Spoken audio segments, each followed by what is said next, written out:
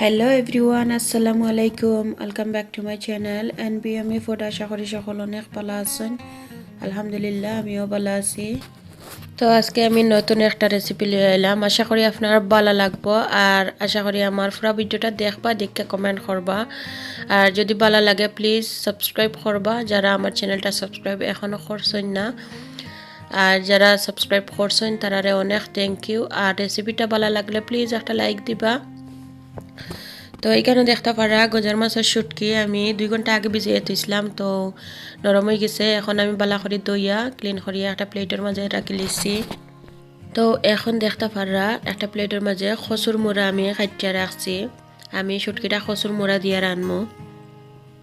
তো এখন দেখতে পারছেন আমি চুলার মাঝে একটা ফান বইছি আর পরিমাণ মতো তেল এড করলাম। তেলটা গরম হওয়ার পরে আমি 1 টিস্পুনের মতো গার্লিক পেস্ট অ্যাড করলাম। আর এখন গার্লিক পেস্টটা ব্রাউন কালার হয়ে গেছে, এখন আমি পেস্টটা অ্যাড করে নিলাম।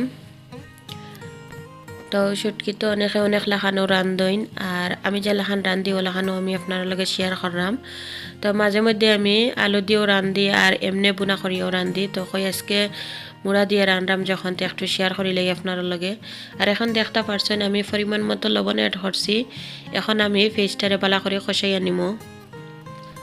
তো পেঁয়াজটা আমি প্রায় 5 মিনিটের মতো আমি কষাইলাম। 5 মিনিট পরে দেখতে পারা পেঁয়াজ গলি গেছে। আর এখন আমি স্পাইসি অ্যাড করবো। তো এখন দেখতে পারা হাফ টেবিল স্পুনের মতো আমি মরিচের পাউডার অ্যাড করছি আর হাফ টি স্পুনের মতো হলুদের পাউডার আর হাফ টেবিল স্পুনের মতো কারি পাউডার অ্যাড করলাম।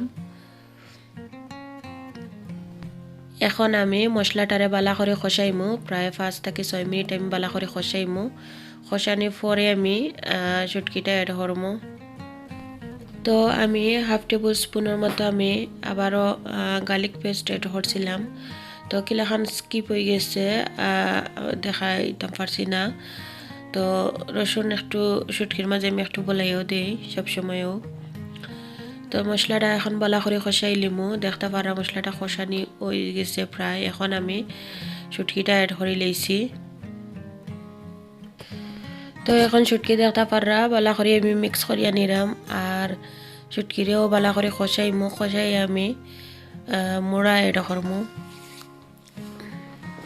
তো এখন দেখতে পারা আমি মুড়াটা অ্যাড করে নিলাম। মুড়া অ্যাড করিয়া বালা করে আমি মিক্স করিয়া নিমু। এখন প্রায় 5 মিনিট আমি কষাইমু বালা করিয়া।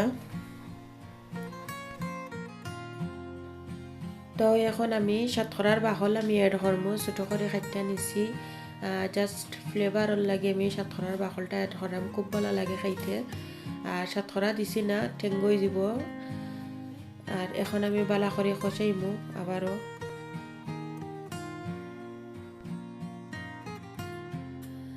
তো এখন দেখতে পারা আমি নাগার পিকল আমি 1 টেবিল চামচ অ্যাড করবো শুটকির মাঝে। তো এই নাগার পিকলটা আমি নিজে মালাইয়া রাখছি ফ্রিজও। তো আমার গাছের নাগা দিয়ে কি মালাইয়া রাখছিলাম ফ্রিজের মাঝে। তো এখন আমি 1 টেবিল চামচ নাগার পিকলটা আমি অ্যাড করবো, জাস্ট ফ্লেভার লাগে, বেশি দিলে তো আবার জাল হয়ে যাব। এখন আমি বালা করে আবারও কষাইমু 2 থেকে 3 মিনিট। আর এখন আমি প্রায় হাফ কাপের মতো পানি অ্যাড করলাম, কারণ বেশি পানি অ্যাড করছি না। প্রায় আমার কারিটা হয়ে গেছে আর মুড়াও সিদ্ধ হয়ে গেছে। অল্প পরিমাণ দিলাম পানি অ্যাড করলাম। এখন আবার 5 থেকে 6 মিনিট আমি আবারও কষাইমু। তো এখন দেখতে পাররা আমি কাঁচামরিচটা অ্যাড করলাম। কাঁচামরিচ অ্যাড করার পরে আবারও 2-3 মিনিট আমি বালা করে কষাইমু। তো প্রায় কারিটা হয়ে গেছে, আমি এখন চুলাটা অফ করে লইমু। দেখতে পাররা খুব সুন্দর একটা কালার হয়েছে আর খুবই মজা হয়েছিল।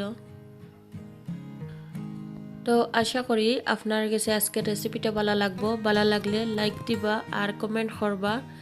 আর কমেন্ট করতে কিন্তু আমার খুবই ভালো লাগে, খুব সুন্দর সুন্দর কমেন্ট করেন। তো আজকেও পর্যন্ত সকল অনেক ভালো থাকবা আর দোয়া করবা। থ্যাংক ইউ সকলরে, আল্লাহ হাফেজ।